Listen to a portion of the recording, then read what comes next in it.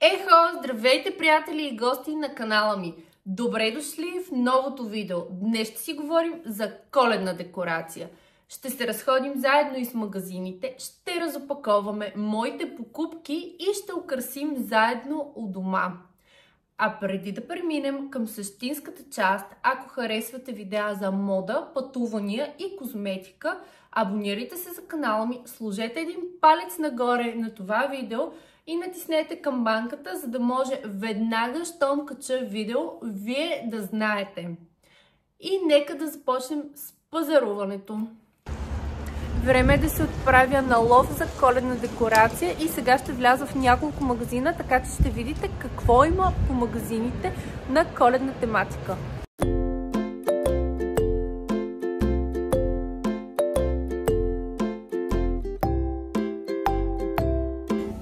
Влизам в Синсай, за да разгледам коледната украса. Тук от това, което видях онлайн, има доста интересни неща.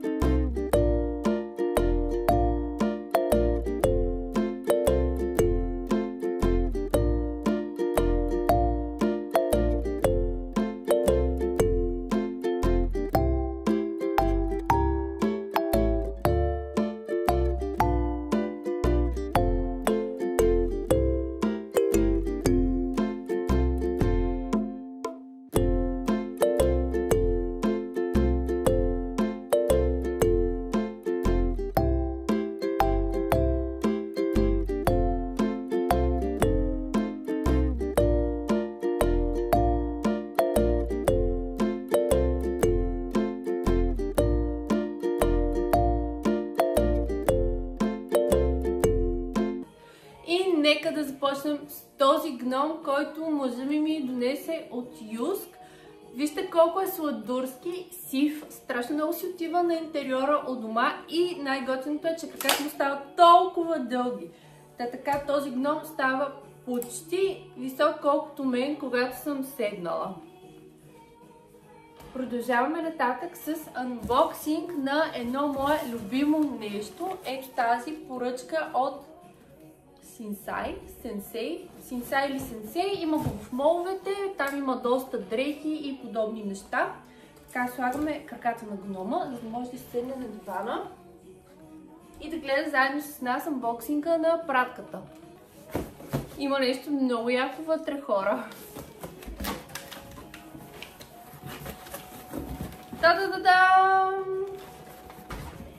Това пък е една страхотна розова мишка с леко изкривена муцунка от Синсай, както вече ви казах. И ще продължавам да го казвам, защото вижте колко е красива. Вижте само колко е яка. Малко я крива муцунката, но ще я изправим. И тази мишка също краката й стават дълги. Толкова дълги. Много е сладка. Между другото, гномчето струваше към 30 на лева някъде, а мишката мисля, че беше 56. Но определено си заслужава. Вижте я само колко е готина. Така. Слагаме я при гнома и продължаваме с ето този лешникотрошач, който отново взех. Поръчах онлайн. Между другото, в магазините, физическите магазини ги няма, но може да си ги поръчате онлайн от Синсай. Вижте го колко е готин. Толкова е сладурски и е в моята любима розово-бяло-сива гама. Мисля, че е страхотно, ще си пасне на украсата ми тази година. Така. Продължаваме нататък с покупки от Кик. Да, точно така, от Кик. Но за тази цел трябва да ги взема и да ги донеса, защото ги крия от котката и сега ще разберете защо. Да, от Кик си взех ето такива клони, които между другото са ми малко, ще трябва да си взема и още. Вижте ги тези беличките, колко са красиви. За тях идеята ми беше, тъй като тази свещ седи на масата ми и някакси така да я взема и да опаковам свещта с тях. Само, че не знам колко ще ми се получи, защото ми се струват доста чупливи. Ще видим. Така. Ще взех два ето такива клона и един ето такъв с сняг. Супер красив. Така, май, сега ще разберете защо ги крия от котката. Може и да не разберете. Добре, ще видим. Така. Взех и ето такова дървче. То е изкуствено, за да си го сложа на масата, да ми е краси, да ми създава на холната масичка, да ми краси, да ми създава коледно настроение. То отново е от Кик и струваше нещо порядка, да, 7 лева. Е много сладичко. Да, само че нещо пада от него. Го закрепим. Минавам малко напред. И ето такива керамични къщичка. Вижте само колко е симпатична. Ето я. И не дай да ядеш клонките, ела да кажеш здравей на хората, които гледат това видео. Много обича да гризе всякакви клонки и неща, които не са за нея. Кажи здравей! Да, не е много дружелюбна като цяло, но какво да правим. И ето такава супер красива керамична елхичка. Вижте само колко красиво бяло-сребрист цвят е. Нямам търпение да си декорирам вкъщи и да видим накрая как ще изглежда. Към декорациите, които си купих обаче миналата година, искам да ви покажа ето този уникално красив свещник, който е хендмейд. Прави ги едно много готино момиче, която се занимава с декорация и от миналата или по-миналата година, не си спомням, този свещник е винаги част от коледната ми декорация и седи гордо на масата. Вижте колко е красив. Като заговорихме за играчки от миналата година, искам да ви покажа и ето това джудженце, което си поръчах от Facebook групата на Handmade творците. Честно казано, на снимките, които ми изпрати жената, то изобщо не изглеждаше по този начин и не беше толкова лилаво, а по-скоро беше ето такъв цвят.